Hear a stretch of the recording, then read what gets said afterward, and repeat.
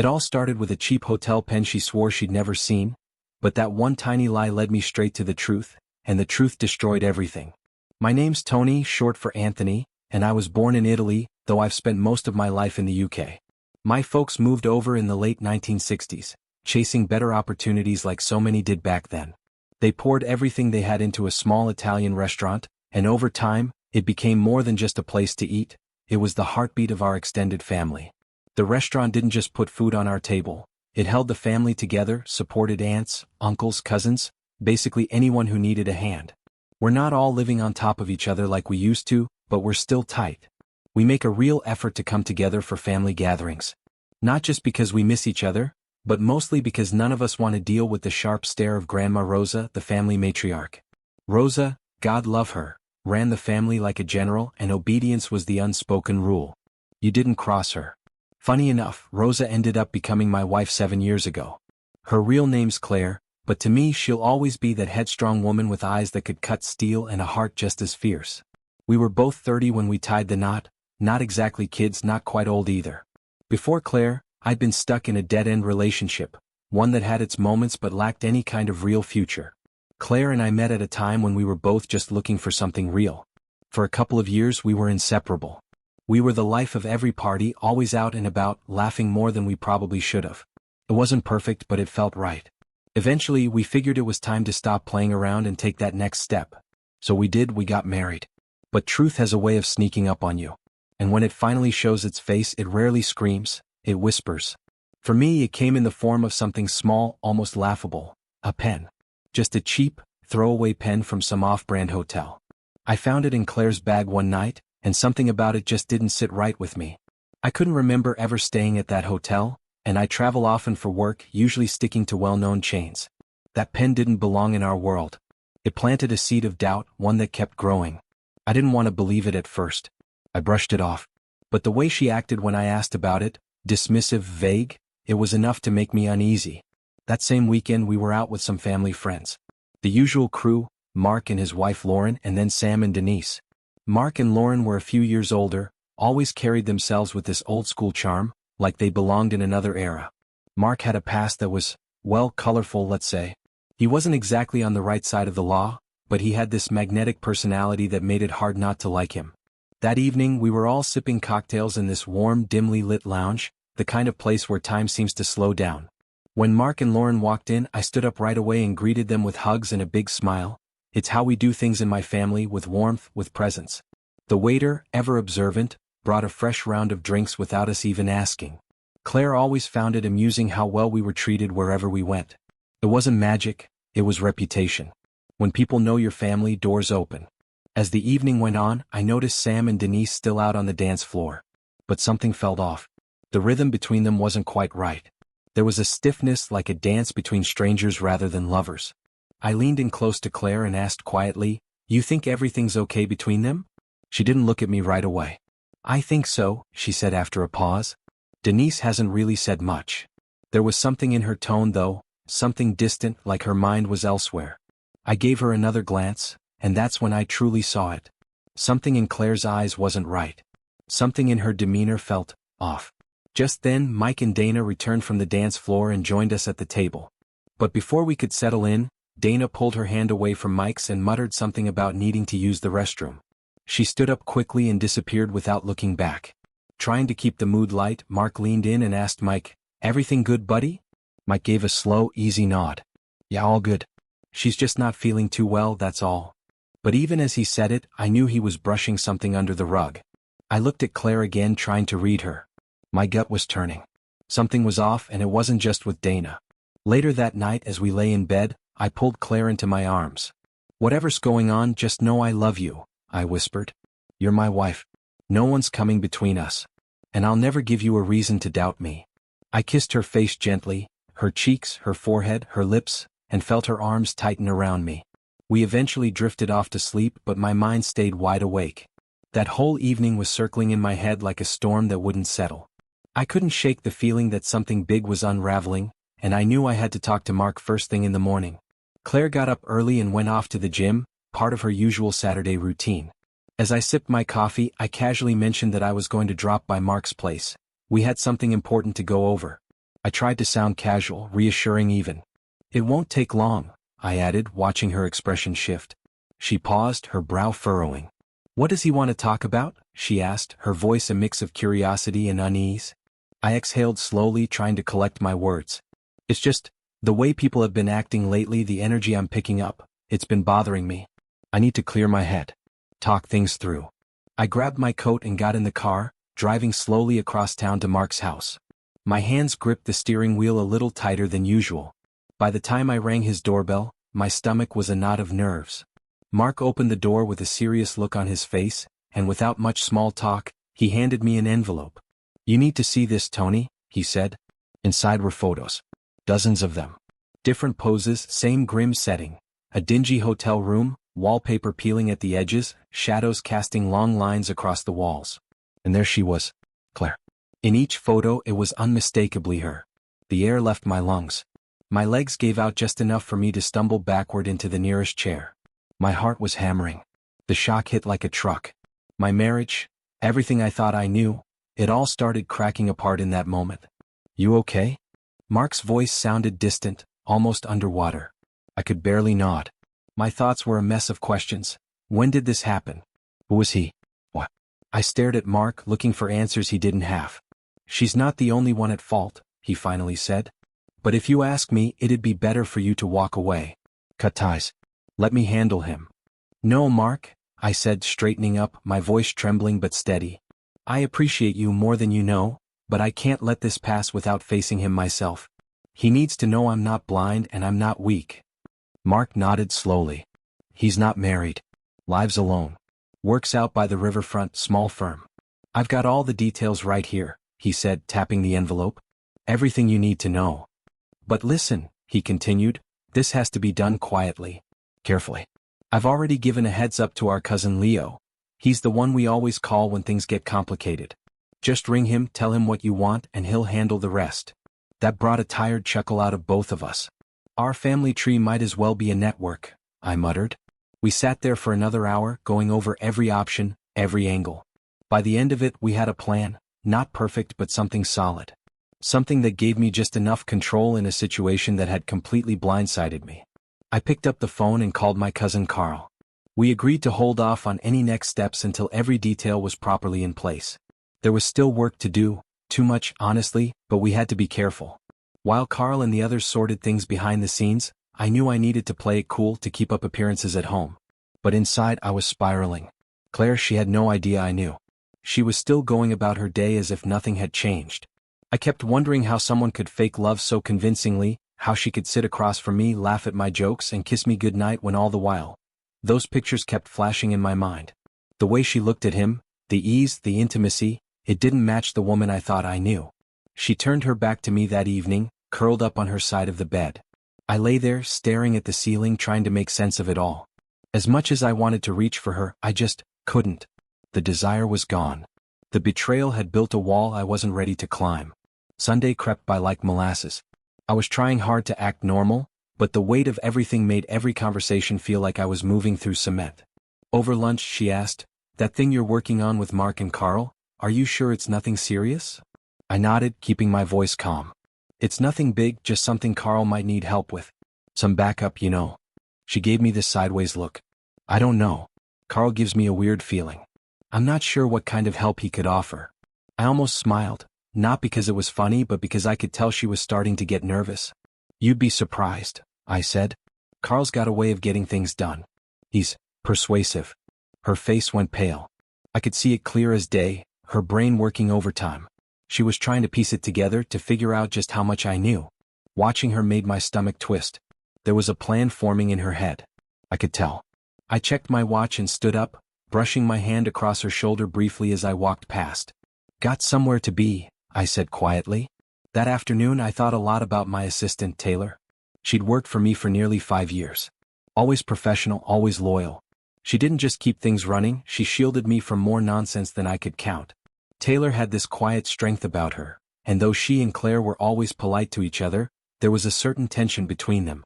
Claire used to make small comments about it, nothing outright, just subtle digs. I chalked it up to gender dynamics or jealousy, but maybe she saw something I didn't. Taylor had these striking dark blue eyes that always seemed to know more than she let on. That afternoon as we spoke, I realized she was worried. Really worried. "I know you want to handle this your way," she said gently. "But please, promise me you won't do anything reckless." "I won't drag you or anyone else into this," I replied firmly. "But this is something I have to face myself.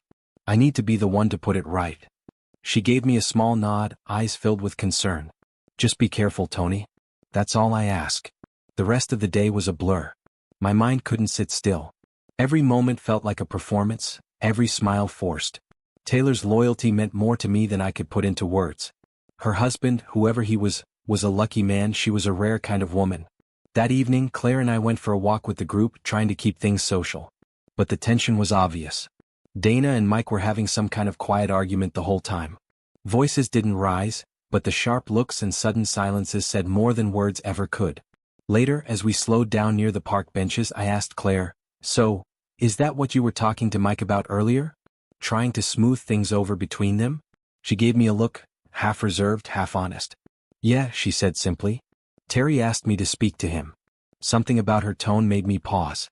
There was more under the surface. I could feel it. I kept gently pressing, trying to pull more information from her. "Is there something going on with Claire?" I asked, trying to sound casual, like I was just checking in. "Maybe I can help." For a moment, I caught the faintest smile tug at the corners of her lips, as if part of her was relieved someone noticed.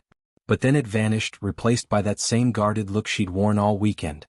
By Tuesday morning, I was already awake before the sun came up. I needed to move, get out of the house, clear my head. As I rushed down the hall, I heard Claire coming down the stairs, still in her robe, eyes half open and confused. "I've got a lot to handle today before I leave tomorrow," I told her without stopping. My voice was sharp, more than I intended. I didn't look back as I grabbed my keys and walked straight into the garage. As I drove, my thoughts spun back to everything I'd pieced together in the last few days. Just a week ago, everything felt, still, familiar. But then the puzzle started to reveal its shape. That's when Claire reconnected with that guy, Jake. She'd bumped into him a few months ago during a night out with Dana. They'd ended up at this small, dimly lit jazz bar tucked in a quiet part of town. The kind of place where everything feels secret by default. Jake had been there too. He wasn't part of their usual circle, just someone Dana vaguely knew from work. Dana told me later she'd been uneasy about him from the start. Too charming, too interested. She even pulled Claire aside that night and told her to be careful. Warned her not to let things cross a line. But Claire, she insisted nothing had happened. Not yet, anyway. She laughed it off, said Dana was overreacting. The problem was Jake didn't back down.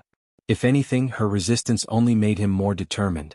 Over the next few weeks, their texts turned into phone calls, and those calls became something more playful, flirty, addictive. He started pursuing her with real intent, and she didn't shut it down. There was one night in particular that stood out. The night Claire came home late, her hair tousled, her cheeks flushed like she'd run through a storm.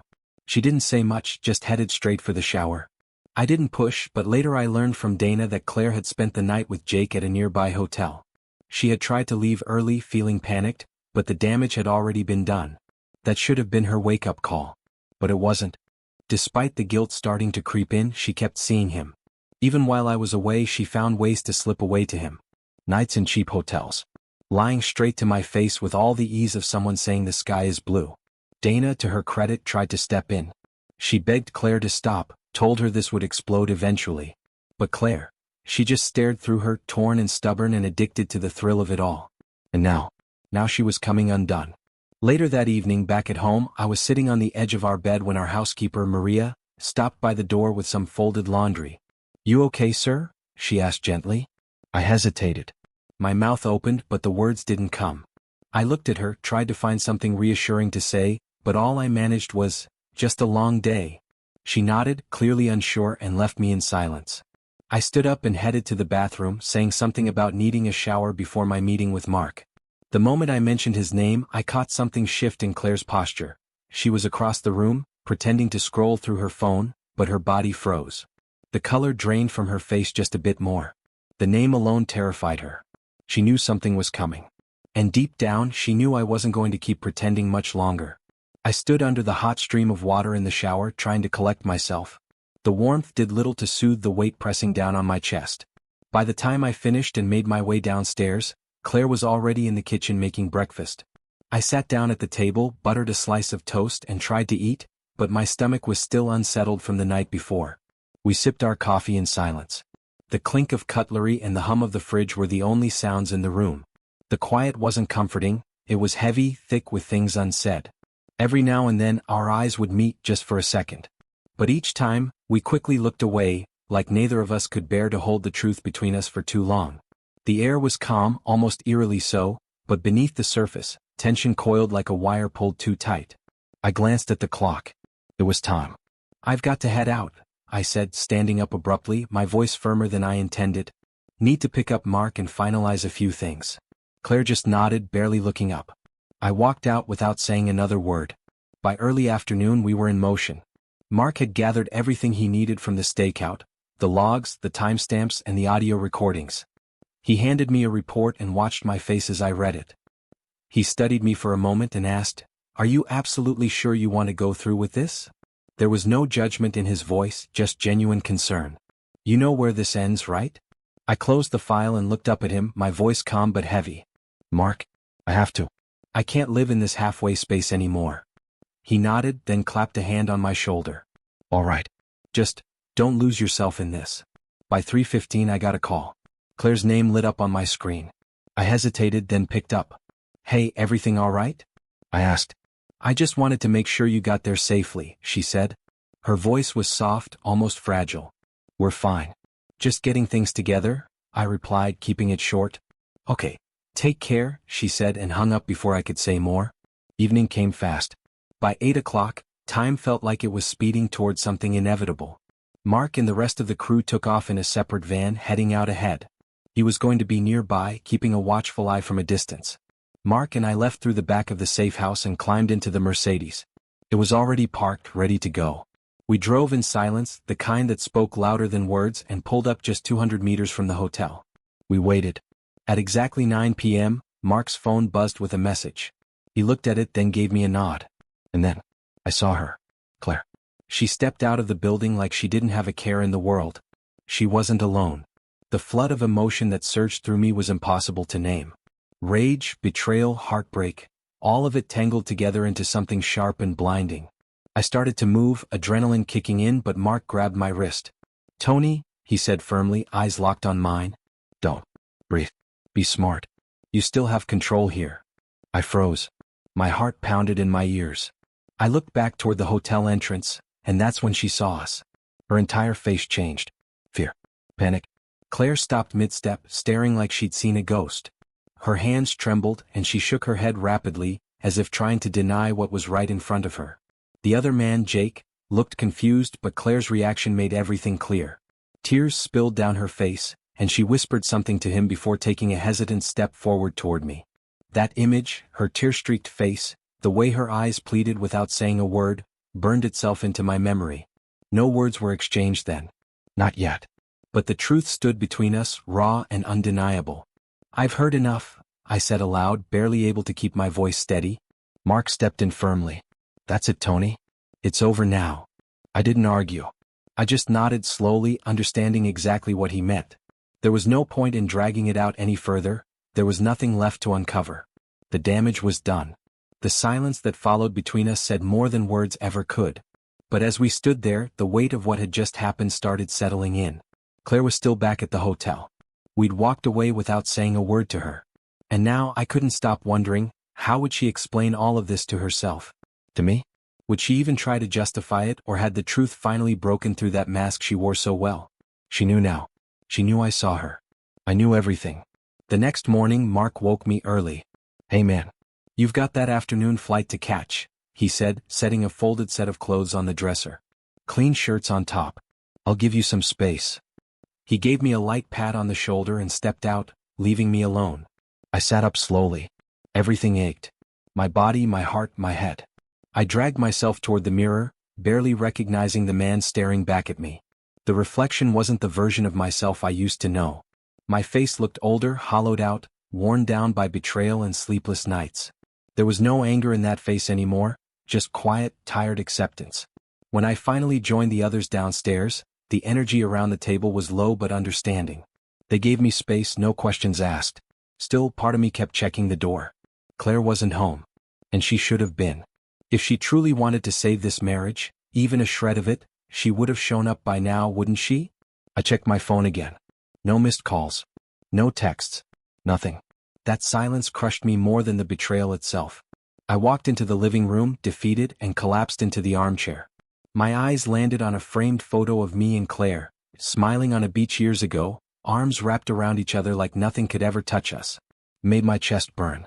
Without thinking, I stood, snatched the photo from the mantel and hurled it across the room. It shattered against the wall. And then the phone rang. The shrill tone cut through the room like a blade. I stared at it, my chest tight, then answered. A second passed, and then a scream. Claire's scream. That was the answer. That sound alone told me everything I needed to know. Moments later, Dana's voice crackled through the line. Tony? I don't know what to say. I stayed quiet. Terry, I said after a long pause, my voice heavy, I know. She didn't deny it. Couldn't. I know about the parties. I know about the fight with Mike. I know more than I ever wanted to. I could hear the guilt choking her words as she tried to respond. Phil and we tried to stop them. We didn't want this. But Claire wouldn't listen. Her words came fast, filled with regret. We were in too deep. I'm sorry, Tony. I really am. But her apology barely touched the surface. By then it didn't matter. The damage wasn't theoretical, it was lived. I hung up a little while later, and the house fell silent again. I sat alone in that empty space, drained in every possible way. The last few days had taken more out of me than I thought possible.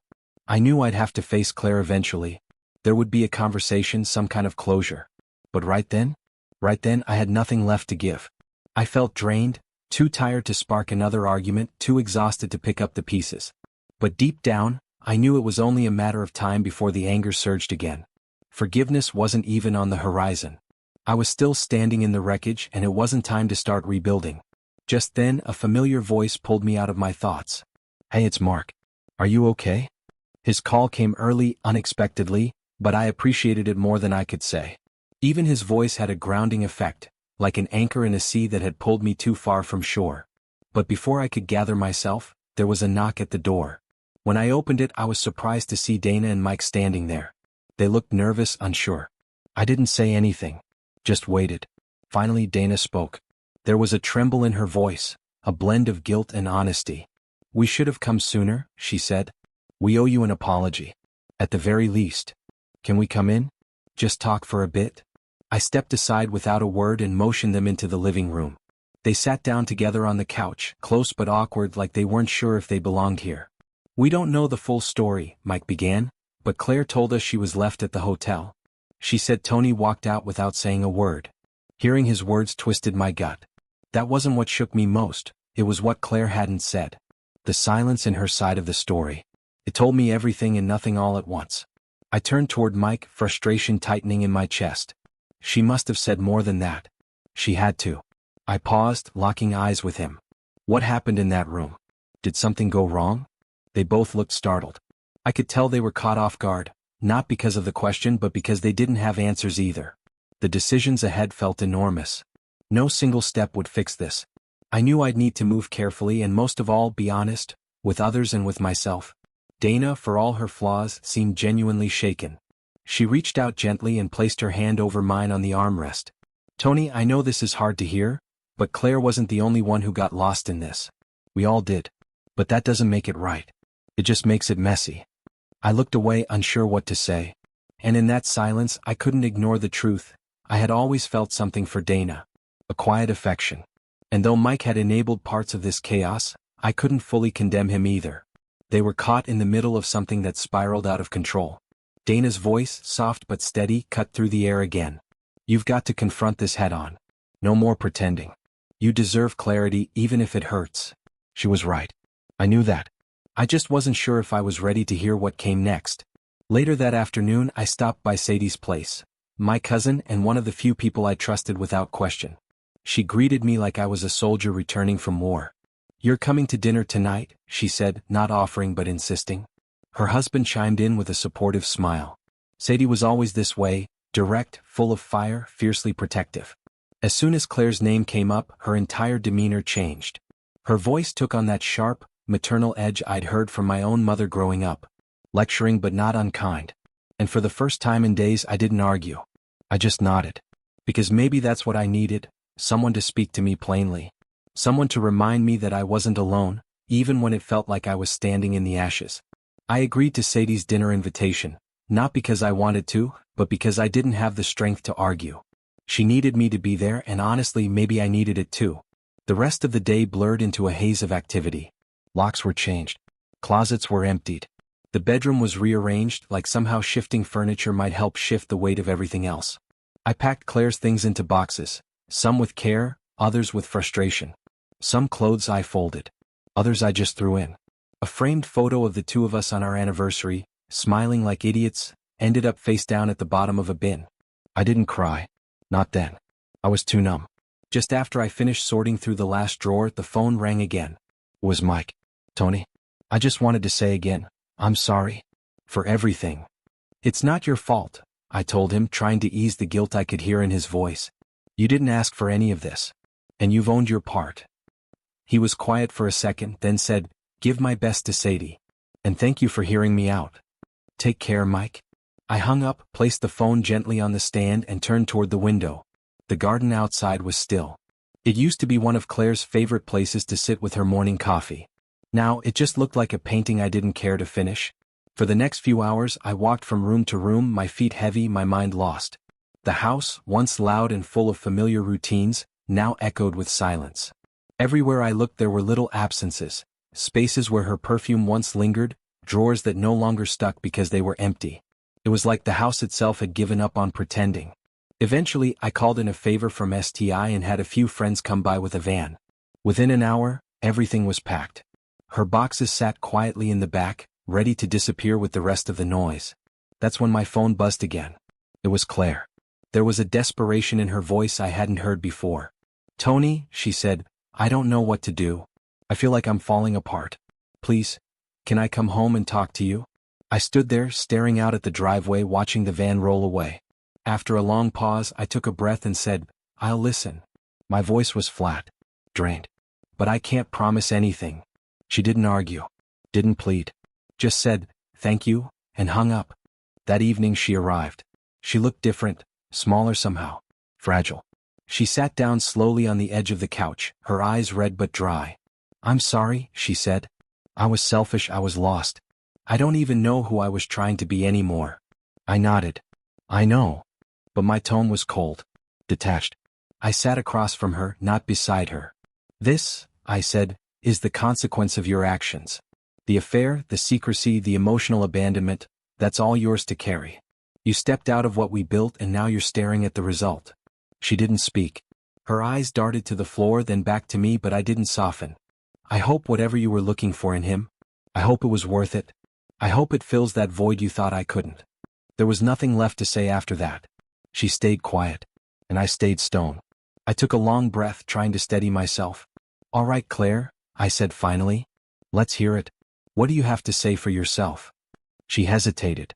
Her voice, when it came, was quiet, shaky. I'm sorry, she whispered, her words barely cutting through the air between us. But it wasn't enough. Not anymore. I don't believe you, I said, and I meant it. You say you love me, but your actions, Claire, they scream the opposite.